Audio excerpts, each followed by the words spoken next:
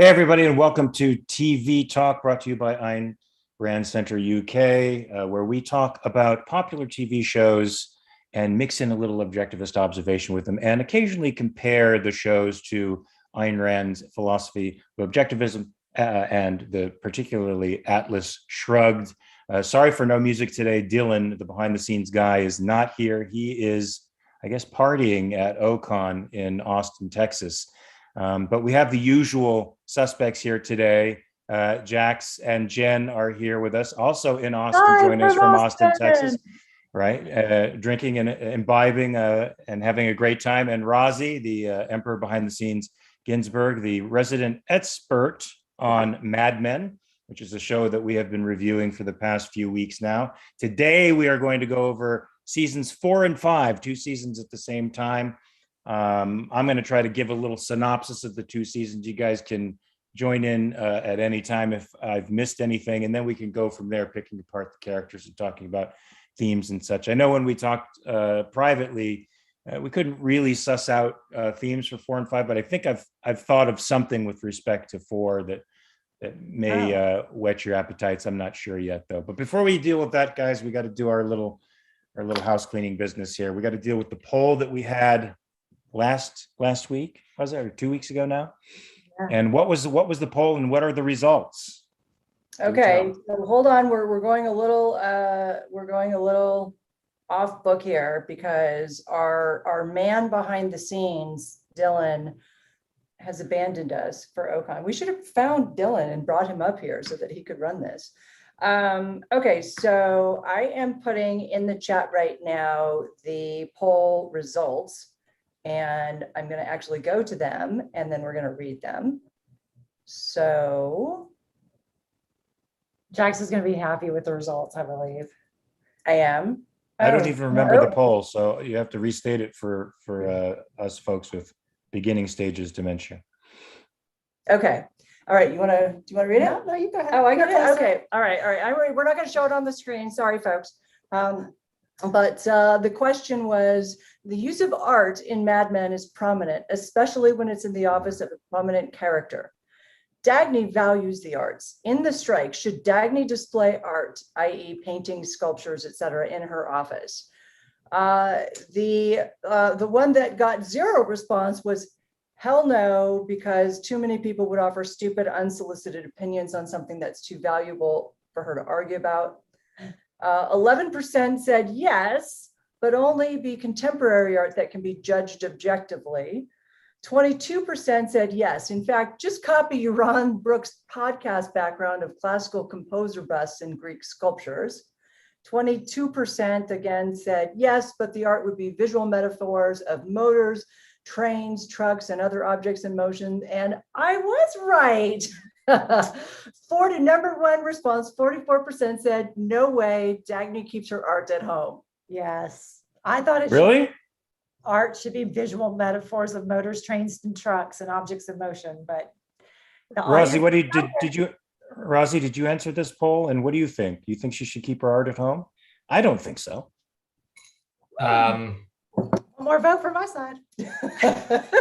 Yeah, well, I was actually reading the other poll and trying to think if we can share the screen for the other one, so I wasn't paying that much attention. Let me get back to you on that in a few seconds. Okay. I mean, you could just say yes or no. Should Dagny have art in her office? I say yes. Yeah, why not? Why not? It's inspirational. It can be inspirational if it's not contemporary. It's high. I think no. I have to. I don't think she dig would. it out later. Yeah. All right, guys. So seasons 4 and 5 of Mad Men were extremely complex episodes. There's a lot going on. There's a lot of characters. There's a lot of identity shifts and change and metamorphoses going on. And it's really difficult to keep up, even after you've just seen it. So, Rozzy, I can't even imagine you just reviewing it. You probably discover new things because these episodes are like onions. Every time you see it, I imagine you unpeel a different layer or notice a relationship that you didn't notice before. Let me try to sum up seasons 4 and 5 for us. And if I miss anything, just jump on in and tell me. So first of all, I think that this concept of season 4 is perfectly summed up by Don Draper's interview with the newspaper man. When the newspaper man asks him, who is Don Draper? I think that is the outstanding question of not only the series and the question that Don is trying to answer throughout probably the entire thing, or not trying to answer, but trying to integrate into his life. It certainly becomes a massive aspect of season 4. So we see Don Draper give this terrible interview where he doesn't reveal anything about himself. And we also see him in the midst of a terrible identity crisis because he's divorced from Betty. He's now on his own and he is spinning out. He's visiting prostitutes, who some of whom I think he lets beat him up. He's having sex with secretaries. He's drinking himself into blackouts every single day. So that to the extent where he'll go home with one woman and wake up with a completely different one the next day. And then another woman calls him, and then he changes his name, introduces himself as Dick. As Dick. He doesn't even know he's completely hitting rock bottom now that he's completely separated from Betty and has no anchor at all, even a fake one like Betty. Betty, for her own part, is vengeful. She's not allowing him to see his kids. She's locking him out of their lives. I think she's a terrible mother, and I think she should be pilloried. And the more I see of her, the more I hate her. And here I started out on her side. That's great writing when you start out on somebody's side in one season, and by season 5, you loved her. Yeah. I loved her. I hated Don for what he was doing to her. Now I'm like, can somebody please cancel her? I think she's She's- painful. She already got canceled. So she's vengeful and she's taking out her revenge on Don by not letting him see the kids. Peggy is drifting further away from her Catholic roots, and she's really exploring all kinds of lifestyles. You see her as not an open-minded person, but active-mindedly trying to sort out who she is. She's unafraid to experiment with new things. And in this case, it means sort of getting in with a different kind of crowd, the beatnik crowd, I think, where she experiments with pot and a whole different outlook on life. And she's not intimidated or put off by it. She seems interested and curious and stimulated by that. So we have all these issues going on in the personal world, and in the business world, the firm is on very, very thin ice. Roger Sterling has lost their biggest account. What is it? Something like 68% of their business. That's me. Sorry. Is it something like? Is it something? No. It's what I ate earlier. Lucky Strike is something like 60 some odd percent of their business. The sadistic CEO or owner of the business has cut them loose, and of course Roger has hidden this from everybody. Such a jerk. He is a sadistic. We'll talk about karma later on, and I don't think it ever comes back to him, but it really should, because he's done some horrible things, and I need a revisit from that guy. Maybe they could do a separate series of what's his name again? The head of Lucky Strike. Just a separate series where he's tortured for an hour. Anyway, so Lucky Strike is going away. Roger's trying to. What's that? Like Game of Thrones when Right. when Queen Cersei did that. I haven't seen it, so I can't talk about it. Okay, all right. But anyway, so Lucky Strike is going away, and Don is nervous that a background check is about to reveal his true identity, not just his true identity, but the crime he's committed, which is, of course, not only identity theft but desertion. And he's freaked out about that and asks Peter to fall on his sword for him, so that his identity is not revealed. Now the show ends. The season 4 ends with the Drapers fully breaking up, coming together in their house, which is now empty of all of their things, and having a little, I guess, nostalgic moment with them as the past is now going away and they're facing a future apart. Any questions, comments, concerns, or thoughts? Did I miss anything in season 4? Or is that an adequate enough description to get us to the next stage? And doesn't Dawn get engaged? Yeah. So that's the big thing. Oh, I did miss that. Yeah, he go ahead. Sorry. So It's only the big thing that goes into season. yeah, it's only season 2. it was only the entire point.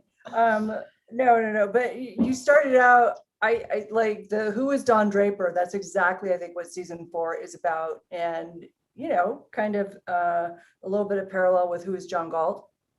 I don't know if like Rosie, you thought about that when you heard that for the first time.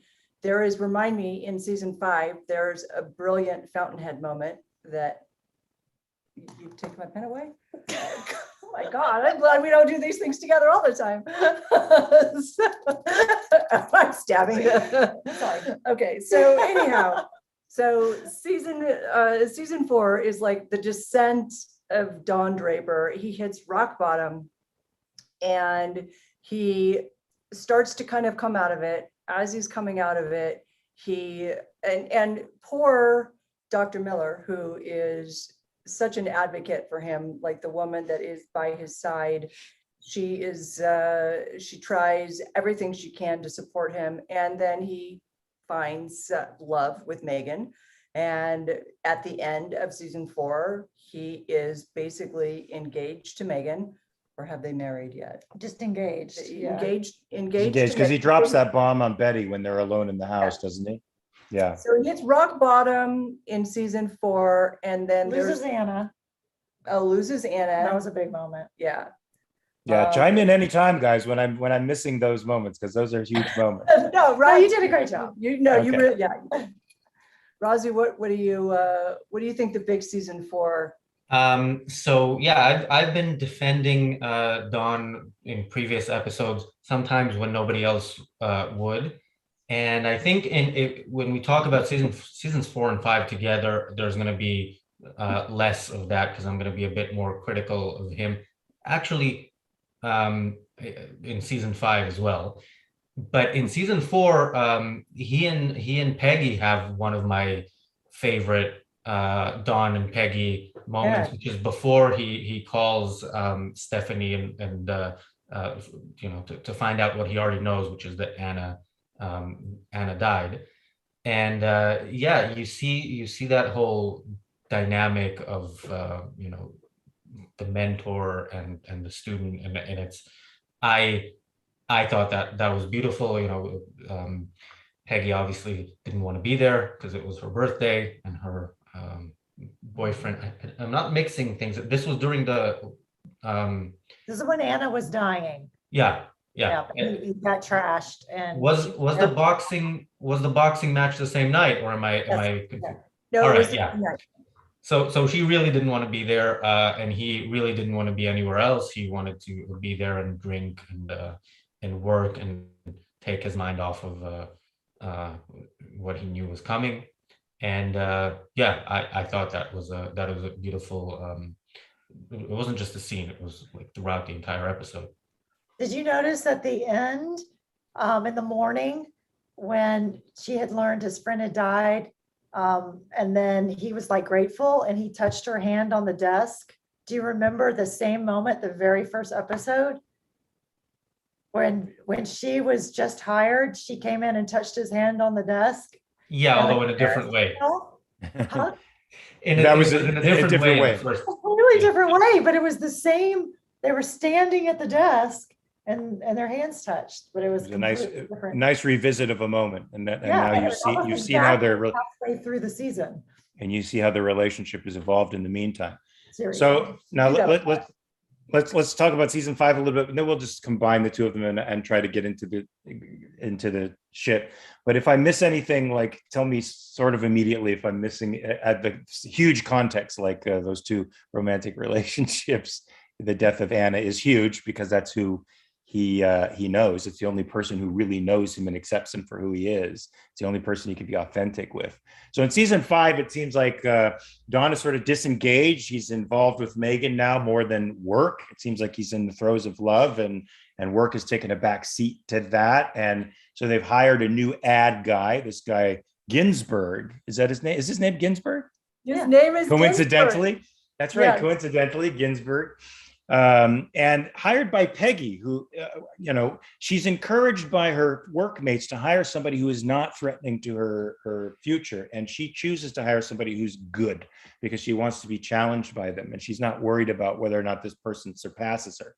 I don't know if that becomes true later on or not, but she certainly has in every respect, I see her turning into more of a Rand heroine than any other character there. She's just, every life experience seems to take her closer to her path of what she wants and needs to do, and she becomes more clear through the series instead of more scattered and chaotic as many of the characters are, because they're all sort of searching for the wrong things, it seems. Anyway, this new guy Ginsburg reveals a hidden identity himself to Peggy in one evening, which is very interesting. We can talk about that later. In the meantime, Roger is being sidelined by Pete. He's becoming increasingly obsolete, I think, to this organization, and is struggling to find his place in the organization, and does an LSD trip with his wife, Jane. And the trip reveals the truth about their relationship, that they're really estranged from each other and they really should probably be broken up. Jane, of course, doesn't take that seriously because she thinks we're just under the influence of drugs. Roger calls it an epiphany and decides to move on with his life, which is quite fascinating. In the meantime, I think Pete is having trouble coping with family life and suburban life. And he's having problems with this commute, and he's acting out and rebelling in various ways. And one of the ways he does that is to have an affair with the main guy who commutes with him, his wife. Now, the other guy is a shameless philanderer and a terrible human being in his own right. An actual abuser. An actual abuser. Find out what he's done to his wife. He is physically and mentally abusive to her. Physically and mentally abuser, because you find out at the end that he institutionalizes his wife. She gets shock treatments. And Pete, to his credit, here he is again, sometimes showing those moments of integrity, standing up for her in the moment, and getting his ass kicked again, which was sort of nice. It's always great to see Pete get punched in the face, isn't it? Because he's got more bad than good. He's only good by accident. Pete gets punched in the face 3 times in season 5, or by 3 different guys. So. Wait, 3 different guys? He gets beaten up by Lane, and he gets beaten up by this guy in the train. But wait, who else? The train conductor as well. Oh, the train conductor, right? Yeah. Because he's mouthing off to the train conductor, and that guy gives him a good. And look, this just proves my theory. Everybody deserves a good stiff jab every once in a while, and nobody more than frickin' Pete Campbell, who's only good by accident. So Lane Price, of course, Pete has been sort of contentious with anybody that he considers to be a lower than him on the rung, on the pecking order, and he's been bullying Price as well, and that turns into a fisticuff that we could talk about later on. But Lane has done something very shady. He's embezzled funds in this season to pay off a tax debt. Crazily, he didn't tell anybody about it. That's why he's embezzling. He's ashamed, I guess, to show that he's vulnerable in that way. And of course, it's discovered by Cooper, who hands it over to Don, thinking Don's responsible for making this payment. Don takes it back to Lane. He forges his signature on the Lane check. forges his signature in the embezzlement. And so Don basically asks for his resignation, which Lane cannot face. And so Lane commits suicide. I unfortunately saw that coming, as you guys did. Yeah. You guys, did you guys see the suicide coming, or was it a shock to you? I think, Rosie? Rosie, what do you think? Well, I saw it coming, but I already saw the show before. So I There you don't go. Of remember course if you I did. saw it coming the first time around. Well, what strikes me with Don, especially in this moment with Lane, given Don's fundamental dishonesty through his whole life, is the compartmentalization of his life, his personal life, and his professional life. Where one, he doesn't have an honest bone in his body. The other, he's full of integrity and completely ruthless, and that comes out with his inability to give Lane another chance, which I was hoping for. I don't know if you guys are. I mean, it's a serious crime that he committed, but Don was also quite unforgiving, I think, and I think ends up paying an emotional price for that. Fire him. I think he had to fire him. I mean, he forged his name on a check. You can't trust him anymore. Well, this is true. But I have also issues coming from Don, who he's like the master of mischief.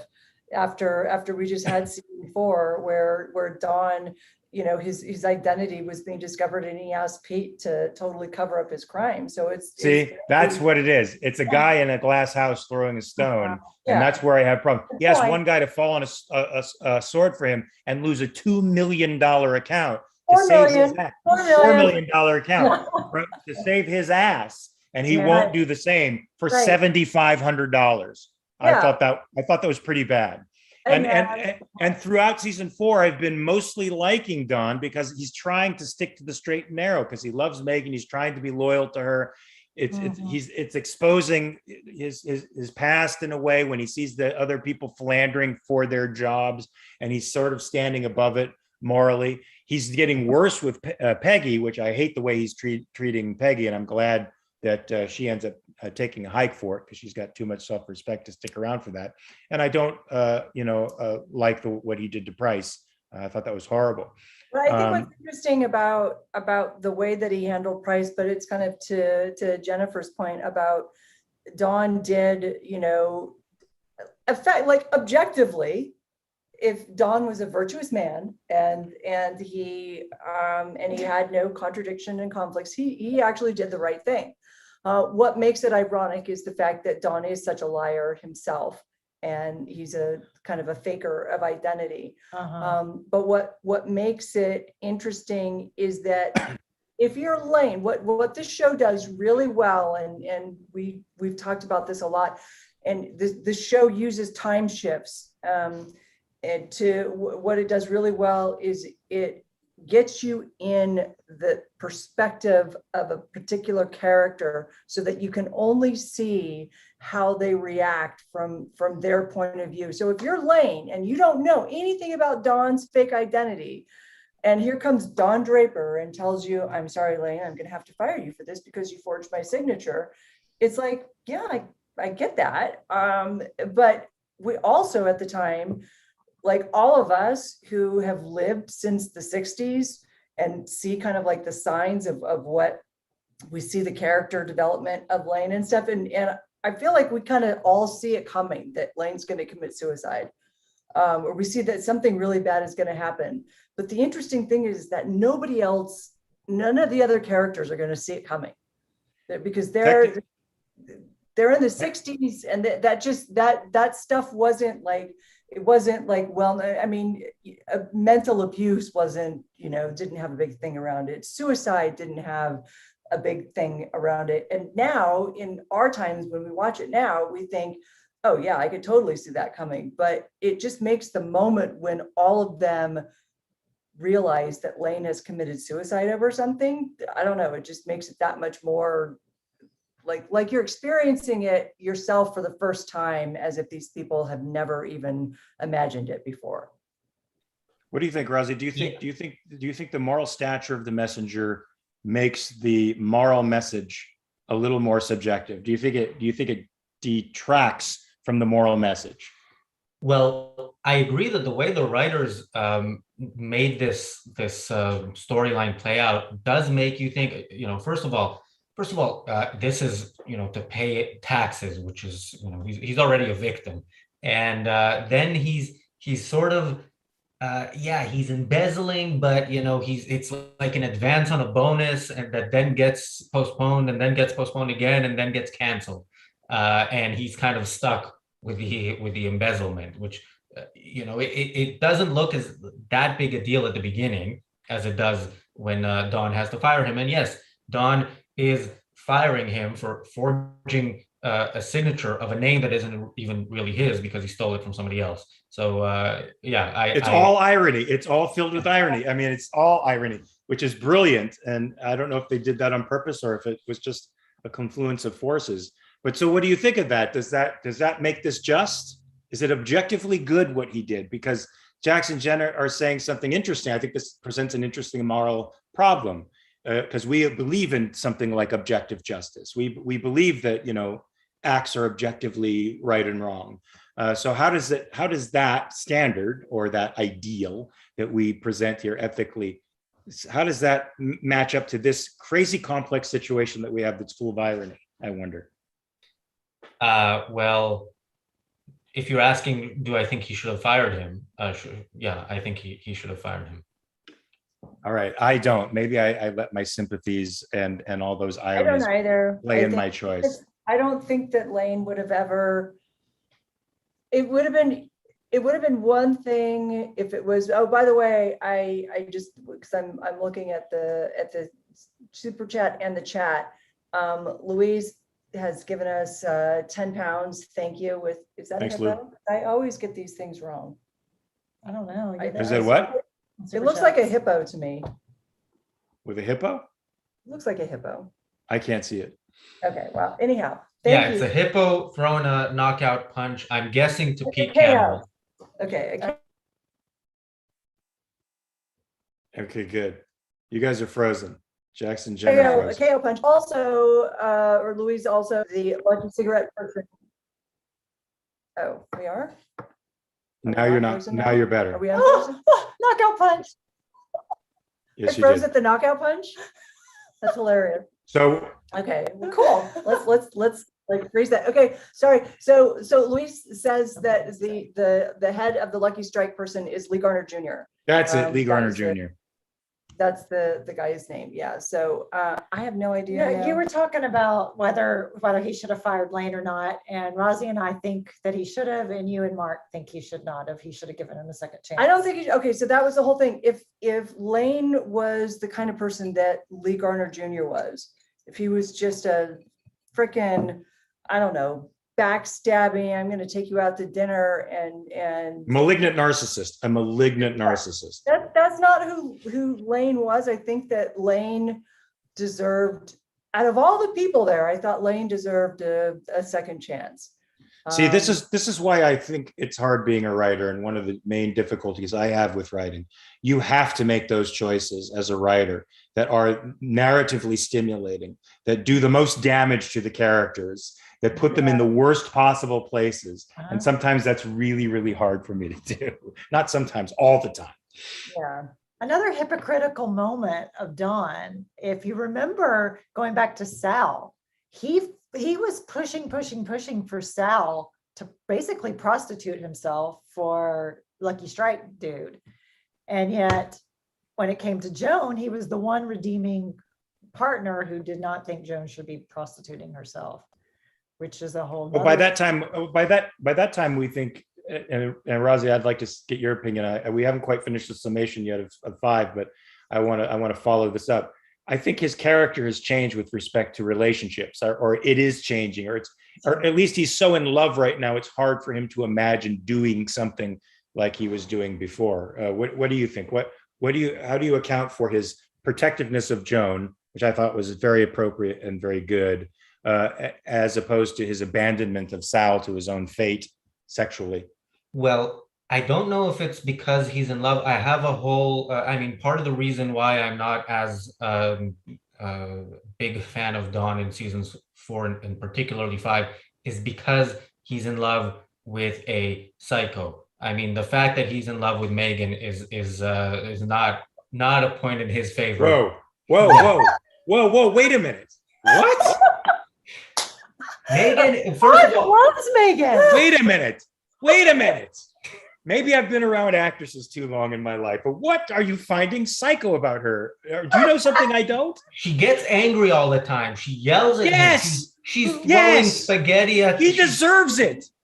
He deserves it. She's a woman who has a great deal of dignity, and she's like, who do you think I am? You stand me up. I've been sitting here for hours waiting for you. You think you can do that to me? I think it's freaking great. She's trying to establish her own strength and identity in the relationship, which brings me to the conclusion of season 5, where she stands up and says, I want to be an actress. I don't want to be a reflection of you. I don't want to be in your shadow. It was cool for a while. You saw how creative I am, but here's my real dream and I want to do it. And he's resisting her the whole way, which I think sort of shows in that final image where he's leaving the set after she's gotten the product that he's advertising, and the set shrinks away and he walks away and dissolves into his old lifestyle in a way, at the bar with a girl who's picking up on him for another girl, sort of the same old routine. But now you have to justify this crazy thing to me, man, because I think the spaghetti throwing was totally good. I think I'm I down. might be with Rozzy on this, by the way. So What? I'm gonna let Nice. Rozzy say something. Well, so I thought she was crazy from the first episode of season 5. By the way, he proposed to her on a whim. You know, they had sex twice. He saw that she's good with his kids, and that's not enough information to marry someone. Okay, but why aren't you calling him crazy then too? Because he Yeah, did yeah. tell him. I am objecting to his choice there. I mean, that's on him. But he starts season 5. I mean, she Wait, throws wait, him a wait, surprise- wait, wait. Before you go on, she's also seen him in the office for a long time. She's watched him work. She admires him. She sees that man, which we all actually admire as well. And so it's not like she's going into the sight unseen. She also knows who he is personally in a way, and she intuits it from their first sexual encounter. She's like, hey, I'm good. I know what you are. I know what I am. I thought that was a very powerful statement.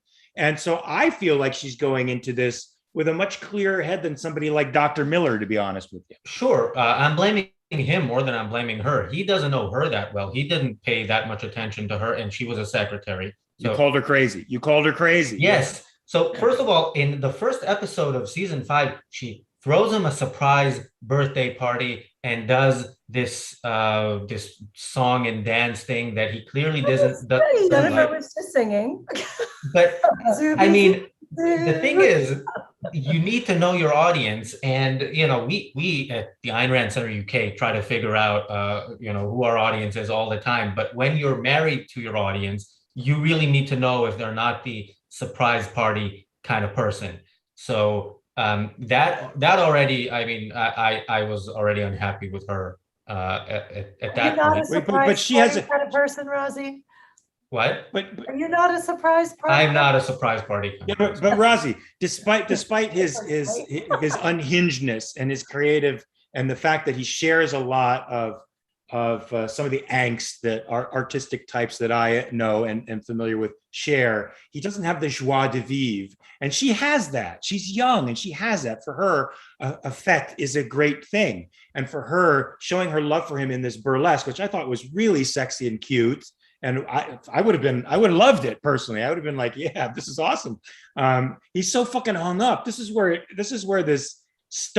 I see him being sort of a stodgy old dude, like socially conservative in all the wrong ways. You know, and I feel like that stodginess comes from his defensiveness, you know, because he's a liar personally about who he is. He doesn't want these people in his personal life. So he's compartmentalized them out. And it's more his neurosis than her not knowing the audience. Now maybe, and her just being like a Marilyn Monroe, joie de vivre, experiencing her innocence and her body and her love for him and making it public. I thought it was beautiful. All right, what? Can you guys imagine if Dagny put on that same performance for Hank Reardon? I think Hank. No, I can't see Dagny doing that, but she's not that woman. Okay, but imagine somebody else. Let's say it's not.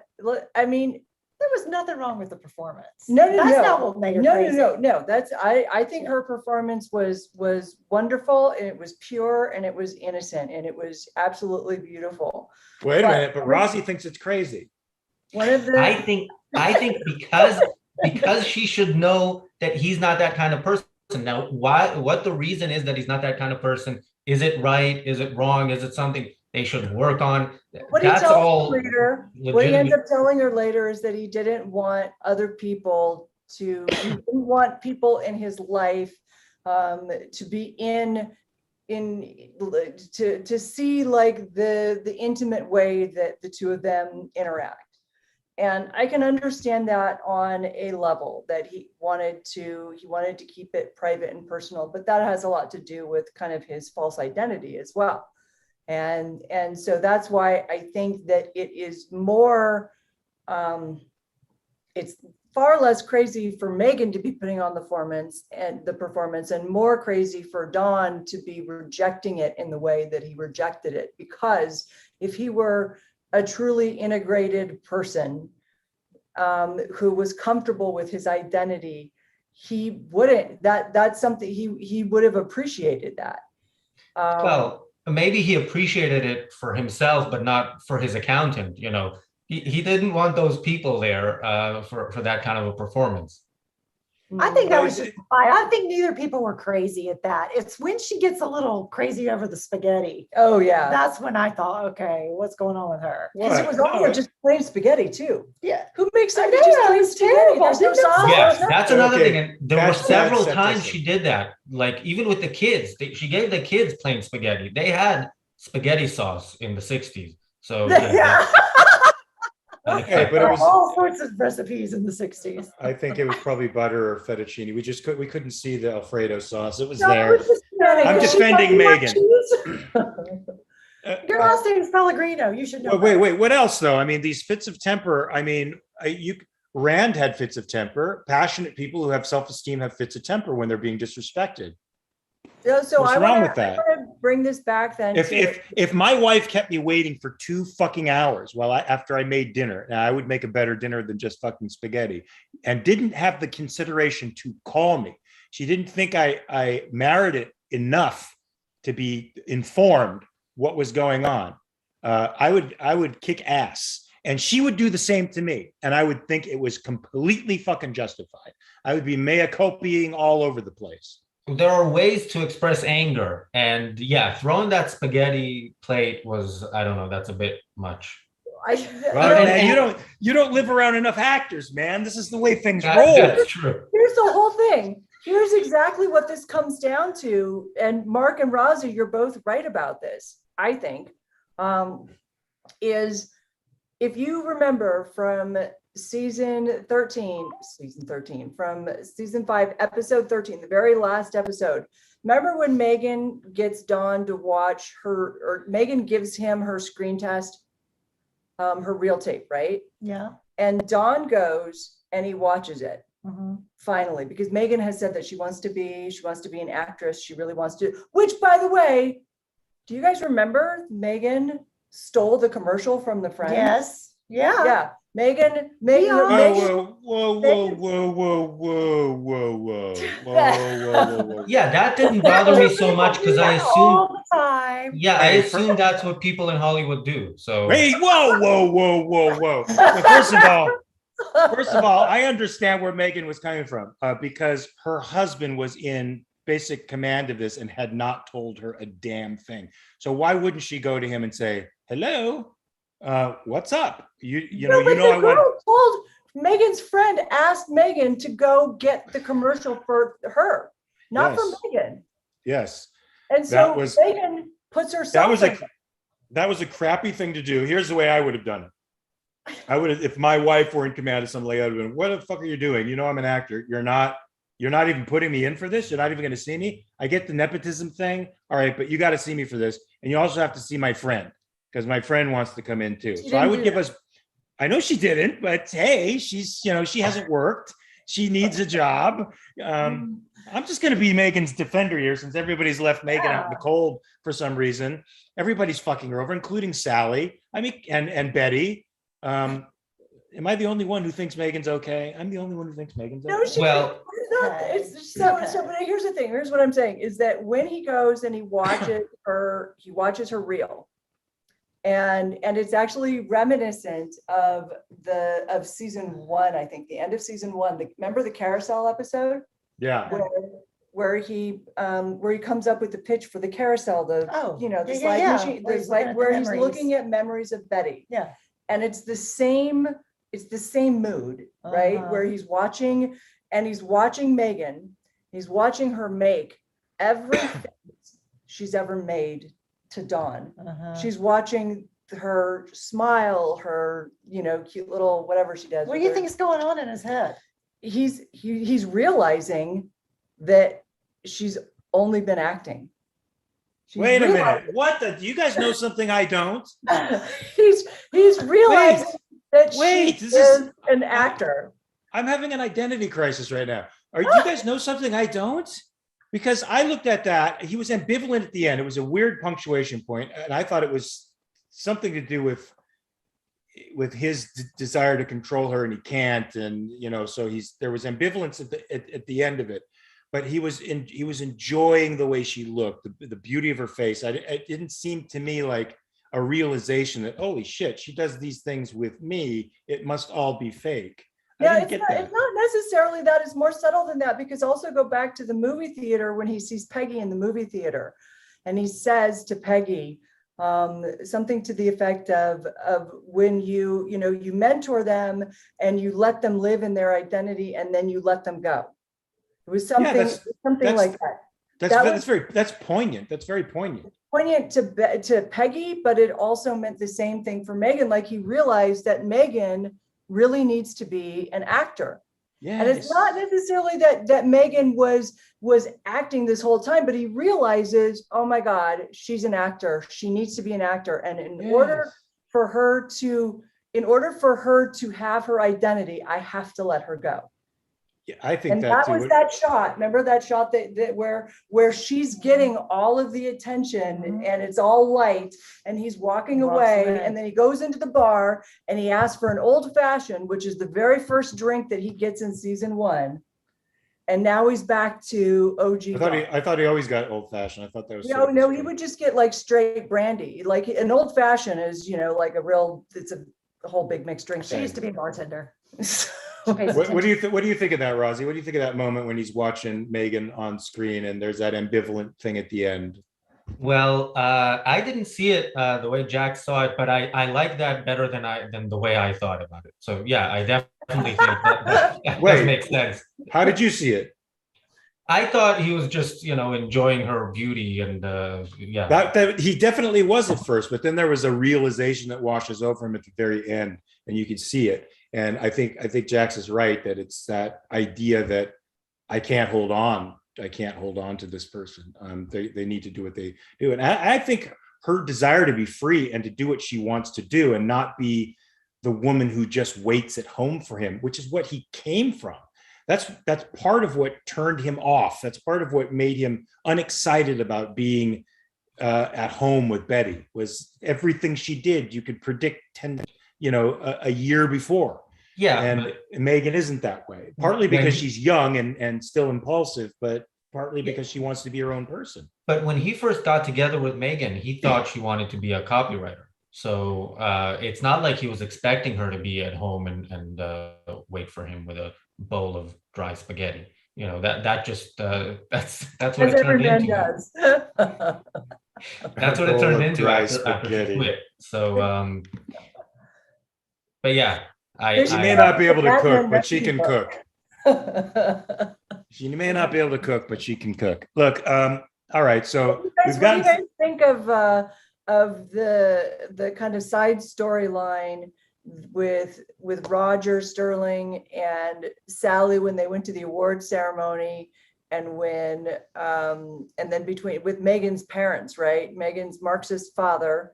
Megan's Marxist father, by the way, between the Marxist dad and I don't even know how you would describe the mother, but the non-Marxist mother, who's finally ends up kind of getting it on with Roger. But it's the Marxist father who tells Megan, or who chides her for not pursuing her dreams of acting. But what did you guys think of that award ceremony where Roger was basically Sally's date, and Sally was really enamored with him until some particular thing happened? Do you guys know what I'm talking about? I do. Yes. Do you want to talk about that, Rosie? I don't have that much to say. I thought it was a very well done scene. I thought as a character, Megan's dad was definitely a good, the kind of character you love to hate, or at least I love to hate. I don't know if he was supposed to be a good guy or a bad guy, but yeah, I did notice that he was the one who told her to pursue her dream, whereas her mother told her that she doesn't stand a chance. But also he shat on the wealth that she married into. So does this tell you anything about the writer's perspective? I mean, he's been one of the few writers to introduce Rand into a series multiple times and make it a major sort of plot point. and then to introduce a communist. He's introduced a couple of communist characters. Now, how could I forget Kinsey? Holy cow, Kinsey's become a Hare Krishna. So he's had another Marxist character who Weiner displays as a complete hypocrite, a total phony, a fraud, and not very creative. And now going over into trying to find answers in the Krishna movement, and submitting a script to what's his face, the head of the Star Trek spec script. which is supposedly bad and derivative and awful. He's completely untalented. So he represents this Marxist in as bad a way as you possibly can, and as pathetic a way as you possibly can. And then we see this academic who is disgusting in his own way. I mean, like Pete, he's mostly bad and accidentally right. So accidentally he says the right thing, which I could see a Marxist saying, pursue your artistic career, because I don't think Marxists have so much against artists as they do, people who actually make money.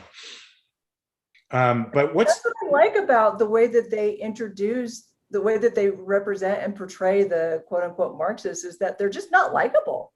Yeah. This is true. They aren't likable. They're just not likable, and good, because they're not. and perhaps if I were that guy's wife, I'd be blowing somebody else in the other room too. Now, what is going on? Sorry, it's a visual you can't undo. But I mean, how do you feel about Roger? I mean, Roger, the Lothario of the ad world. I mean, I had sort of this weird epiphany about Roger last night, because he keeps trying to get people to do LSD with him, right? He's like, he has this like mind altering, mind almost awakening experience with Jane, where, he doesn't just realize that he can't be with Jane. It's like the world becomes real to him for the first time with LSD. And I that one image that struck me was him standing naked in front of his hotel room. No, that was later. Are we supposed to think that he was on LSD when that happened? Yeah, he's on LSD. He is? Okay. So, but when he's on his trip, I thought, because every single time Roger enters a room in a scene, the first thing he goes for is the Stoli, and he opens it up and pours it out, right? And everything is always like silence and stuff. And this time he opens it up, and this music comes out, and he puts that's great. on, and he's looking around, and he opens it up, and music comes out. Yeah. And this whole LSD trip for Roger, to me, was almost like this is a potential. This is what life could have been. This is what life could have been for you potentially. But he really is, and that's why he gets some of the best one-liners, because they're so quippy and like empty. Like his life is empty, but he got this moment where it was filled up with LSD and hallucinating, and he wants to get back to it. And I feel kind of sorry for Roger, actually, in season 5. I didn't feel as sorry for him in seasons 3 and seasons 4. He was more kind of a dick to me, but there was sort of a more of a sorrow to him in this. And I really did not like Jane. Just really pissed me off in her. Every time you saw her, she's lounging with like a robe on. The apartment. Oh, you've ruined the apartment now that we've had sex in it. Yeah, just ridiculous. So Rosie, what do you think of old Roger? I mean, I feel like coming from where I come from, my moral base, I should despise him. He's worthless. He's an alcoholic. He does nothing. He's zero productivity. The only thing he has going for him is a cynical charm that he can sort of sit above everything and comment on it in a way that's sort of what you're thinking when you're watching it. And he's sort of unedited in that way. And it makes him extremely approachable. There's a certain aspect of him that makes him probably the most approachable character in the series. What do you think of that? Well, first of all, on the Marxists being unlikable, and also the Rand references, I don't know if I mentioned this in the previous episode, but I remember reading or hearing an interview with Oliver Stone, who said that he made the movie Wall Street to make the financial services industry look bad, And to this day, he keeps getting letters and emails from people who said they watched that movie and it made them want to go work in Wall Street. So yeah, if season one's Rand mentions were meant to make Rand look bad, I don't think that worked. If these Marxists are supposed to be likable somehow, that's not working. And also, if the message was don't take LSD, that didn't work either because they made it look pretty cool. So, and with Roger, I don't know. I mean, look, yeah, he sort of inherited his part in the company, but he did play some role into, and being a charming person is basically what his job is. That's what he needs to do. Yeah, he's a So, cow guy. yeah, and there is some positive there, I think. But Yeah. it's in his quips, he displays an intelligence and a grasp of the full scenario that other people don't seem to get, and that's what I sort of like about him. He's and it's different than I could see why Joan would like him because she has that sense too, but in a deeper way. He has it in the sense of a guy who just has sort of given up on he just knows it. He's seen it all, right? And he comments from that perspective as opposed to Joan, who's in it and can navigate the scenarios very well and knows herself and knows people well. He seems Are to we know. gonna talk about Joan? Yeah, we haven't talked about Joan. She's one of my next to Peggy. She's my favorite character.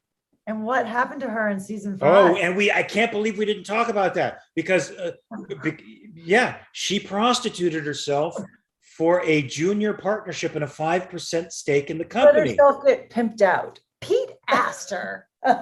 She let herself get pimped out.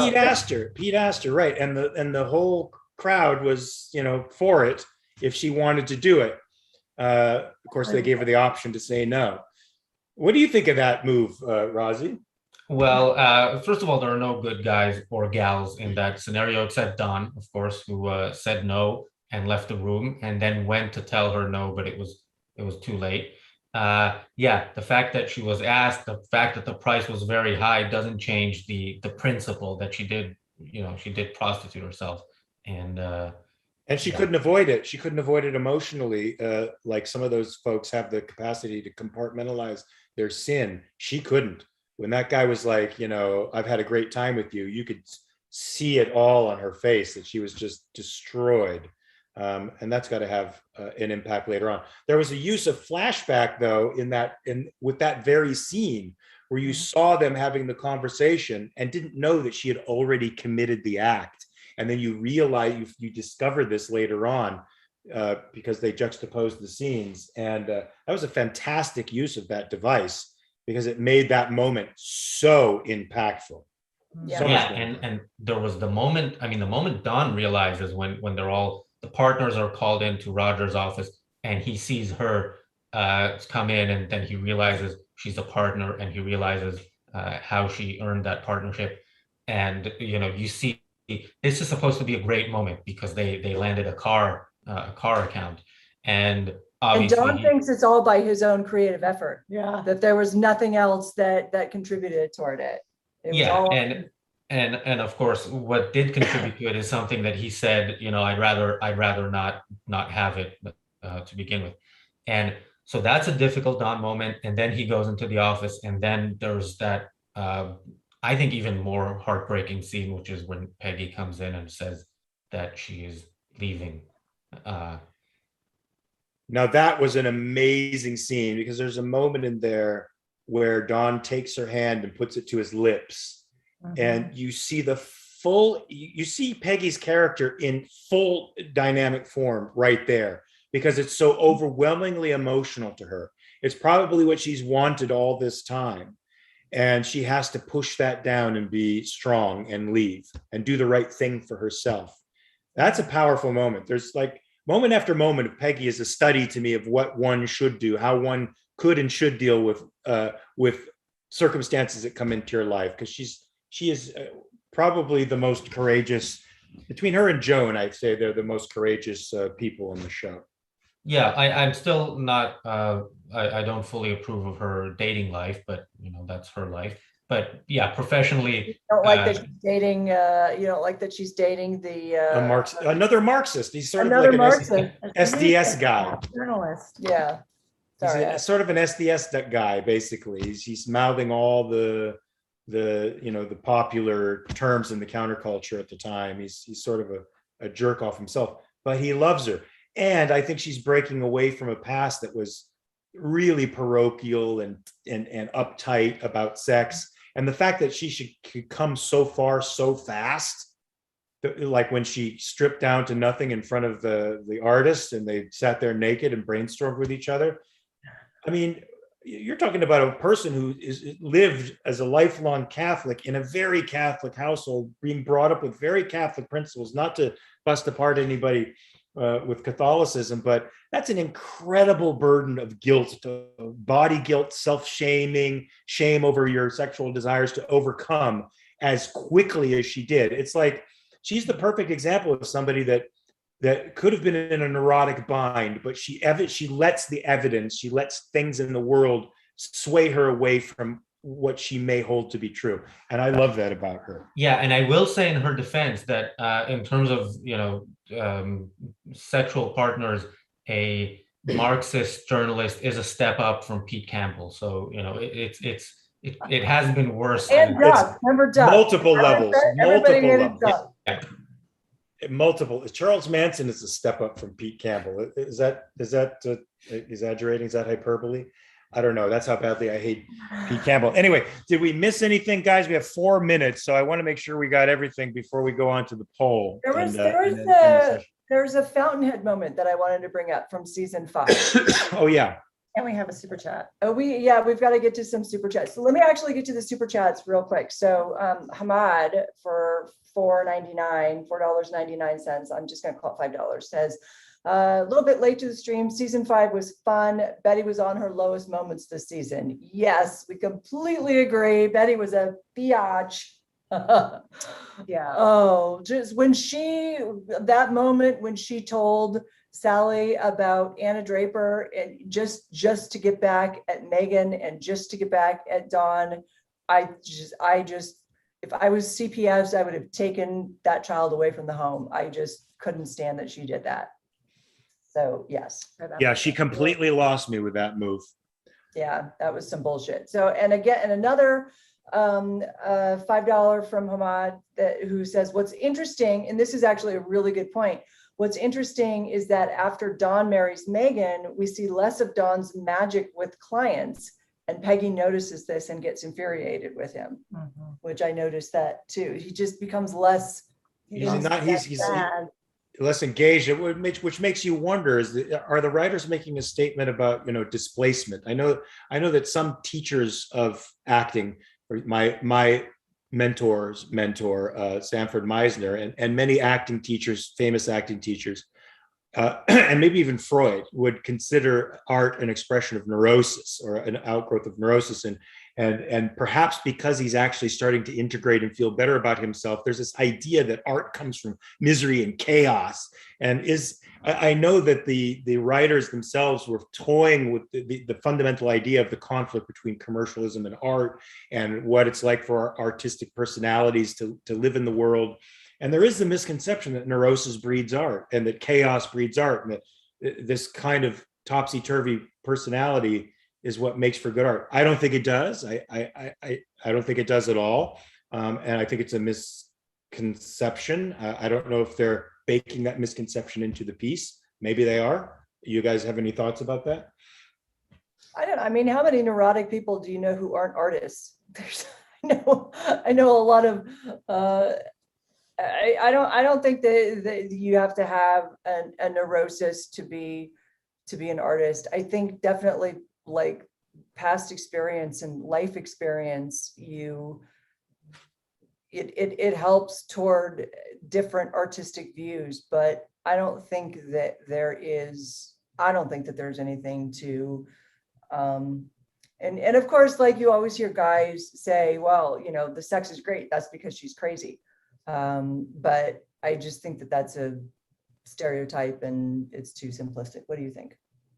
Well, one of my favorite quotes, and I can't even remember it now, but it has to do with art being about taking chaos and making sense and meaning of life from it. So I think that's actually the opposite of neuroses. It's like bringing meaning. Artist. It depends on what kind of artist you are, I guess. Roz, do you have any thoughts on that? Well, I have a thought on the what was it? The sex is great because she's crazy. Well, Dawn had sex with the crazy lady twice and then married her. So maybe there is something to that. Hey. We disagree. I don't think she's crazy. She's passionate. Hey, she's French. She's passionate. Wait, did we ever get to the? I always clean my house, you know, in the same way that she cleaned her house after a party. Hey, and Stanley and Stanley Kowalski. Let me just add, Stanley, in one of the most famous scenes in all in cinema, Stanley Kowalski cleaned the table in the same way when his wife said, "Clean the table." All right, and their sex was apparently fantastic. They made colored lights go around. So wait a minute, did we ever get to this moment, the Fountainhead moment? This is the Fountainhead moment. I am going to say one more super chat from Hamad, who says Peggy's one of the most admirable characters of all time, at least so far. Yes, agreed. Yes. So there's this in episode 9, where Ginsburg, remember how Dawn took Ginsburg's snowball idea? Yes. Away from him, right? There were two ideas.